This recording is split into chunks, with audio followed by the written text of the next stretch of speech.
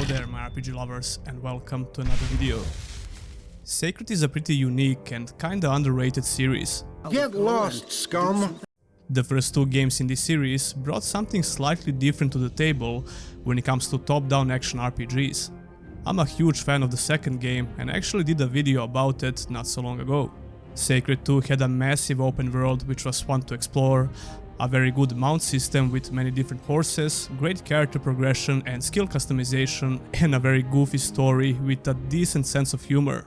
I was able to accomplish a small wonder today. I managed to make the air smelly out of nothing. I still have to play and review the first game, but as always, I somehow end up doing things in an unconventional way. I don't know what's wrong with me, but when I start playing a new game trilogy, I almost never begin from the first game, even though I know I will eventually get to play it. Which brings us to Sacred 3, a game that pretty much destroyed this franchise, unfortunately. Sacred 3 was not developed by the original studio that produced previous Sacred games, and that was definitely the main problem here. This game had a totally different direction and design, which just didn't sit right with the fans of the series. Okay, you're officially no fun! Sacred 3 was a linear action-adventure slash brawler, and that design decision alone was a huge departure from previous games.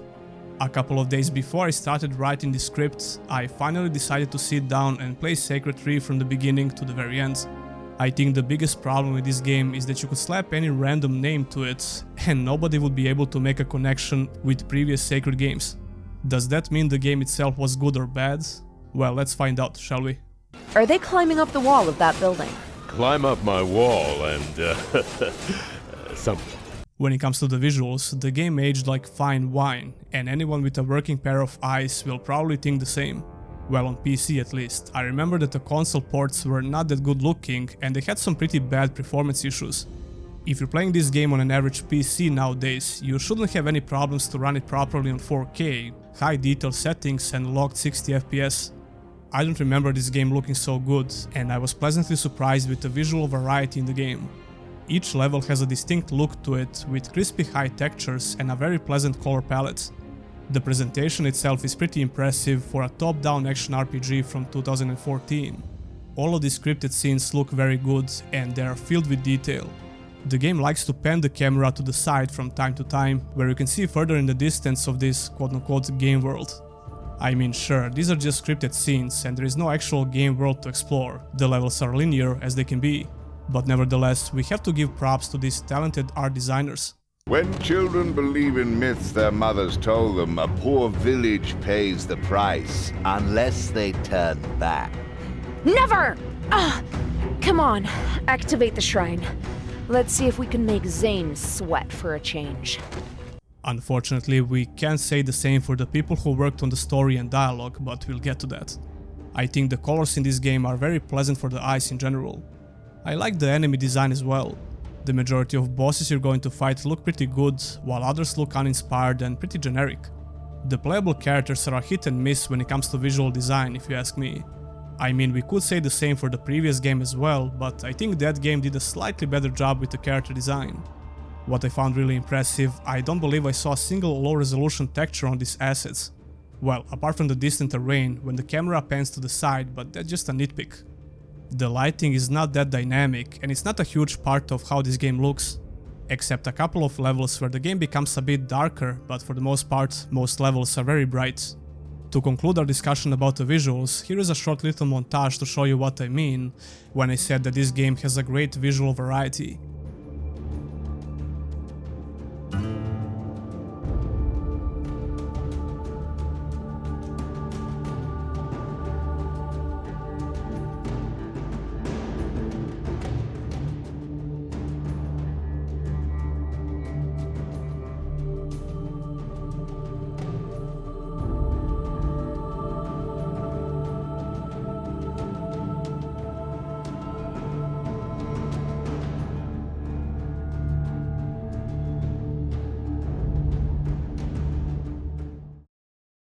The story, on the other hand, is one of the worst I ever experienced. Why? Well, first of all, the dialogue in this game will make your ears bleed. I've met the gods. The gods made me. He's no god. By the sun's might. Maybe it's because I didn't take a shower today.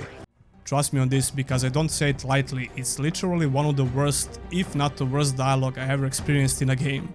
Face it, you don't have the power to defeat my flagship, Gloria. Why is he calling me Gloria? Oh, never mind. Now let's not pretend like Sacred 2 had an amazing story and dialogue, because it didn't. Like I said, it was very goofy, but I thought the humor was pretty decent. Get lost, scum. The jokes were pretty stupid, but in a funny way, and for the most part, it didn't feel forced. What do you mean? Now, I know that humor can be highly subjective, but I think we can all agree that this dialogue is just garbage. You will lose, you loser, loser! By the way, I'm not cherry-picking these short little snippets to prove my point. The whole game is like this. You hope you'll end up with me, am I right? For some reason they thought it was a good idea to have a narrator who just won't shut the hell up. Out of the lava, into the traps. Whoa! Who's raining bombs on our parade? There, that elite! Go on, use those explodey guys on the flagship. Oh, I suppose I don't need to whisper. Only you can hear me. Shut up! Shut up! Shut up! The last game I played that has similar issues was Biomutant. The dialogue in that game was a lot better, but it was still annoying having someone constantly talk after every micro action you do in the game. I really don't see the point of this, especially because Sacred 3 was a linear game. You literally can't screw up or get lost or something. Dying is the worst thing that can happen, and you automatically spawn at the last checkpoint. You know how some games have that hand-holding tutorials, where some character is telling you about the mechanics and how the game works in general? Well, you take that and apply it to the whole game from start to finish and you get Sacred 3. I'm not over-exaggerating, it's exactly how it feels. Ooh, a furnace. Yeah, that'll work. And the worst part about this is when you need to do something specific on the level, like turning a wheel. This game should be renamed to Wheel Turning Simulator 3, because every single level has these wheels you need to turn and kill a wave of enemies. Not once, not twice, but 6 fucking times. Some levels even make you do this a couple of times, which is just... I don't know, man, whoever designed this should take a deep look at the mirror. An area just won't stop reminding you about the damn wheel if you don't turn it right away. Oh, and by the way, Aria is the name of the narrator, but who fucking cares about her name? I almost quit the game because of this. That's the wheel that'll free our people! Clear! Now make your way to the wheel that unlocks the cells. Hello? Hello? My name is Wheel. I'm getting lonely. Turn the wheel and the miners are free. Turn the wheel first, fight baddies second. Please hit the wheel, that soldier won't last long. Come on, just flip the flippin' wheel! Are you out of your mind? This is hand-holding at its worst, in a game where hand-holding doesn't make sense at all. And again, it's an extremely linear game, where you only need to do a single action in order to proceed. Turn a wheel and kill enemies, that's it. Speaking of annoying dialogue, 99% of dialogue lines from the main character are like this. Heads up! This volcano isn't pulling any punches. I'm hot for you, baby. Gods be with us. Or at least, don't be against us. But first, a little romance, you know what I'm saying? And cue the mercenaries. For each one you take out, it'll be one less marauding in the city. I'd rather take you out, honey. We are under alert! I'd like to be under something else, if you know what I mean. To make things even worse, Aria never reacts properly, it's like they're not even talking to each other. Her generic lines are obviously meant for all characters in the game and not just for this character. But still, it's funny as hell. It seems like she's ignoring him completely while he desperately tries to flirt with her. The Dark Core itself lies inside the keep. I'd like to go deep inside your keep. I don't really mean keep. I mean, come on dude, just take a hint. Oh, baby. But what about the story itself, C4G? What's it all about? Well, there's this bad guy called Zane and you need to kill him. That's pretty much it. Now let's talk about the gameplay.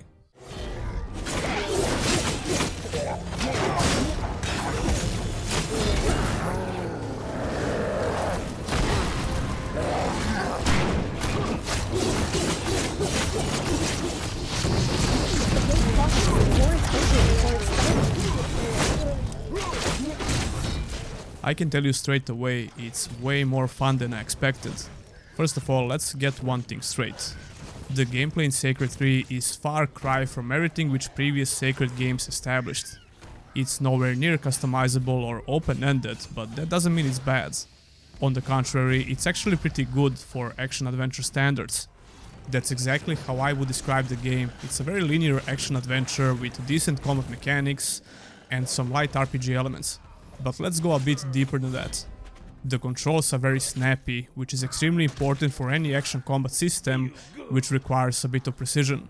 And Sacred 3 does require precision when it comes to positioning and movement. You have to watch your step and move out of the harm's way very often in fights, not just against bosses. The game will throw a ton of enemies at you at once, and you have to utilize all of the abilities you have. Sacred 3 introduces you to a couple of important mechanics which you have to use throughout the whole game. The bash is one of the most important mechanics, no matter which character you choose. You will have to interrupt a lot of enemies with this ability, otherwise they will deal a ton of damage to you. Bash is kinda interesting because it's a melee and a ranged ability. You press the button once for melee and you hold it and aim for ranged. Sometimes you won't be able to get close to the enemy in order to interrupt them, so you'll have to hold and aim the bash as a ranged ability. I actually really like this mechanic because it makes the combat a lot more interesting and it breaks the monotony of just hacking and slashing. Even a lot of bosses will require you to use this mechanic in certain situations, usually to break their shields. Then we have the ability to grab smaller enemies and yeet them across the map, which is kinda cool but not that useful compared to other abilities. The execute mechanic is also pretty cool and definitely useful. Your bash ability and some other attacks have a chance to knock down your enemies. When that happens, you can use the execute mechanic, which feels really good. The combat is at its best when you combine your abilities with execute mechanic when possible, which makes your character fly around the map. It's very satisfying.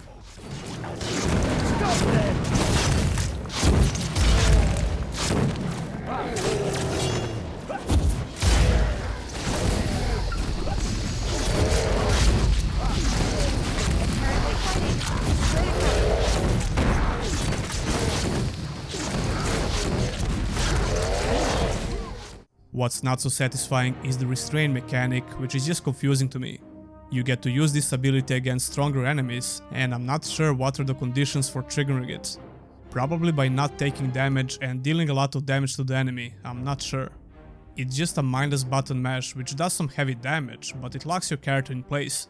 You can take some big damage when you have some enemies around you, but sometimes they just ignore you while you're doing it. It's a stupid mechanic. Speaking of abilities, all characters have a very simple line of progression. You can choose to buy and improve a couple of different abilities, but you can only use 2 of them at once. I ended up using a dash ability and a meteor for my character, but I also tried different abilities as well. The whirlwind spell is kinda cool for this character, but for some reason you can't hold it, you have to press the button repeatedly, which is very annoying.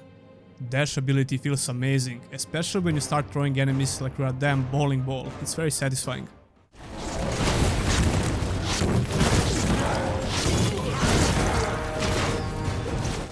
All of your abilities use energy as a resource, and you can regenerate it by using your regular attacks and by breaking these boxes. It's a nice and simple gameplay loop that works pretty good. There is also a very simple way to cheese a lot of fights. A lot of levels have these exploding balls that you can throw at people or just activate them with your bash ability or a spell. In some tough situations you will really want to look around for these, and some levels will even require them. What I found really funny is the roll button, which is a lot faster way to get around the map than walking. So naturally I started using it like crazy all the time because it's so effective. It's kinda stupid, but who cares, it works. The balancing of the game is okay, although I feel like the hard difficulty should be normal. I'm not saying that hard is easy because I did die a bunch of times, but it should be a bit more challenging, especially when it comes to boss fights. When fighting a bunch of regular enemies is harder compared to boss fights, I think that tells a lot about the difficulty. I think I died only once or twice against all of the bosses, except the end boss. He killed me more than a couple of times. But even that was because of the very stupid mechanic that he does. I don't think the boss fights are that bad in this game. They have more than a couple of mechanics and they look pretty cool. Some of them look very generic, but for the most part they have a good design. I just think they should be a lot harder on hard difficulty. By the way, you get to unlock a new difficulty when you beat the game. I really think they should have used this difficulty as an option from the very beginning. Oh, baby.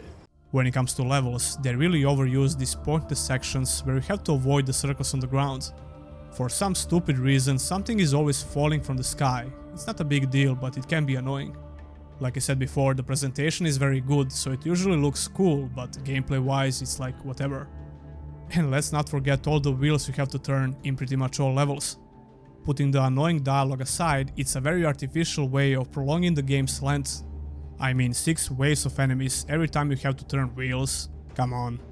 If that wasn't bad already, there are some situations where you get to fight an elite enemy right after that.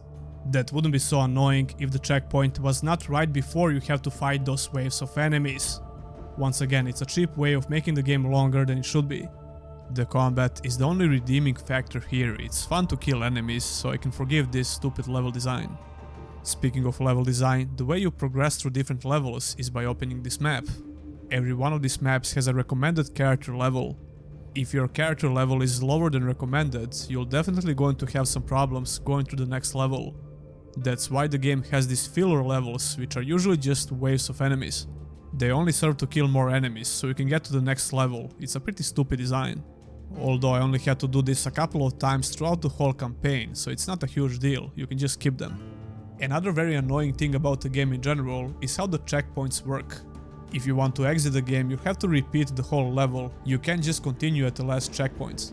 Sacred 3 has an online co-op with up to 4 players, and the servers are still up, surprisingly. I struggled to find anyone to play this game with me online, although I did manage to find another living person, but only after I finished the game. I played with this dude for about 5 minutes, and even that felt laggy, so I don't know about the online co-op nowadays. But check this out, I had no idea that this game has a local co-op on the PC. I only figured that out after I finished the game.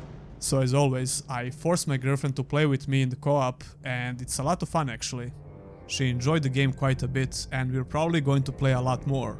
This is something to consider if you want to get this game. You only need an extra controller, and you can easily set up the local co-op.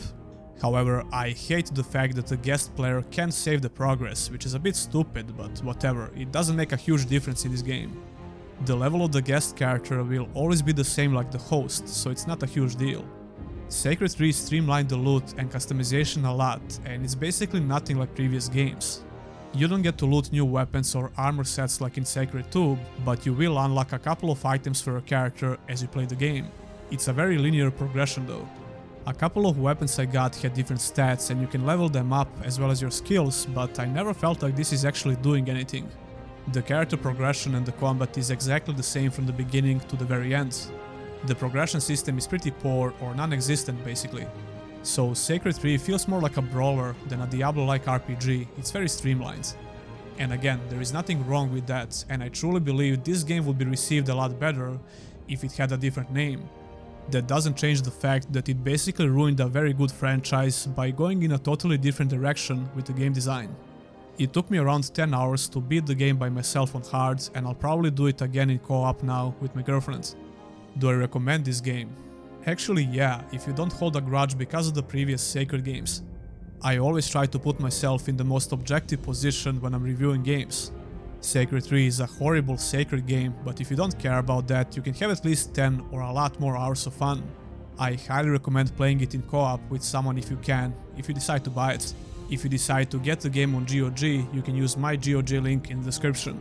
It's a very solid action-adventure/brawler, but don't expect anything more than that. And please turn off the voice volume if you don't want to get bombarded with horrendous dialogue that could make you quit the game very fast. Why is he calling me Gloria? That will be all for this video. If you enjoyed it, pressing the thumbs up button and subscribing to the channel would mean a lot. And if you wanna go a step further, becoming a Patreon or a YouTube member is always an option. Even the smallest support a month means a lot. That will be all, and I'll see you in the next one.